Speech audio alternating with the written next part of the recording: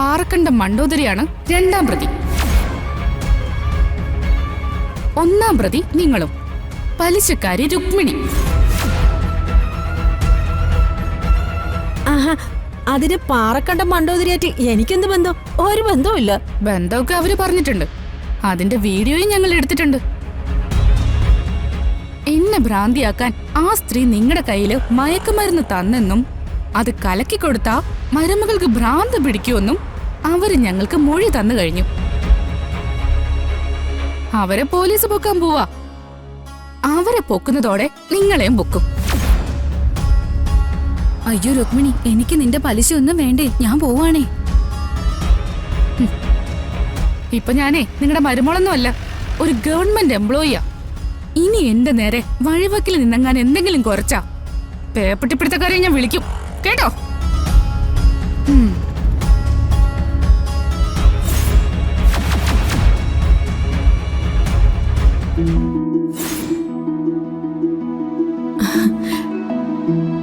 നെറ്റില് ചന്ദനം തൊട്ട് കഴിഞ്ഞാല് എന്ത് ഐശ്വര്യ!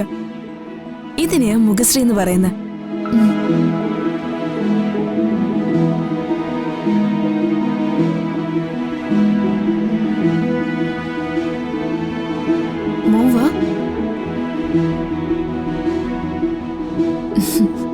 മോൻ കുളിച്ചോ? ആ, കുളിച്ചു.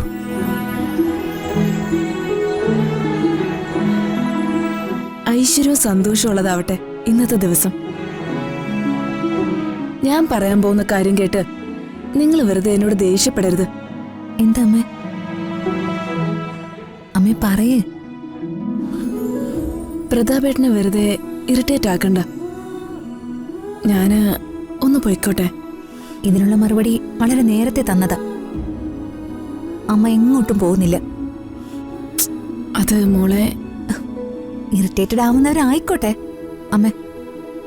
അമ്മയുടെ സ്വന്തം വീടല്ലേ ഇത്. അമ്മ ഈ വീട് വിട്ട് എങ്ങോട്ടും പോകുന്നില്ല. വഴക്ക് പേടിച്ചിട്ടാണ് അമ്മ പോകുന്നെങ്കിൽ വഴക്കൊക്കെ കഴിഞ്ഞു. അമ്മ ഇവിടെ നിൽക്കുന്ന കാര്യം വർമ്മ സാർ അംഗീകരിച്ചു. പിന്നെന്താ അമ്മേ? എന്തൊക്കെയായാലും എന്റെ ഭർത്താവല്ലേ പ്രതാപേട്ടൻ. അദ്ദേഹം എന്നെ ഒരു നിത്യശത്രുവായി കാണുന്ന വീട്ടില് അച്ഛൻ അമ്മയെ നിത്യശത്രുവായി കാണുന്നെങ്കിൽ അതിന് അച്ഛൻ തന്നെ കുറ്റക്കാരൻ. ഭാര്യ വിശ്വസിക്കാതെ പെങ്ങളെ മാത്രം വിശ്വസിക്കുന്ന അച്ഛൻ, അതിനമ്മ കുറ്റക്കാരിയല്ല. അമ്മ ഒരിടത്തേക്കും പോകുന്നില്ല. പോകുന്ന കാര്യം ഇനി മേലിൽ ഇവിടെ മിണ്ടാൻ പാടില്ല. മനസ്സിലായല്ലോ?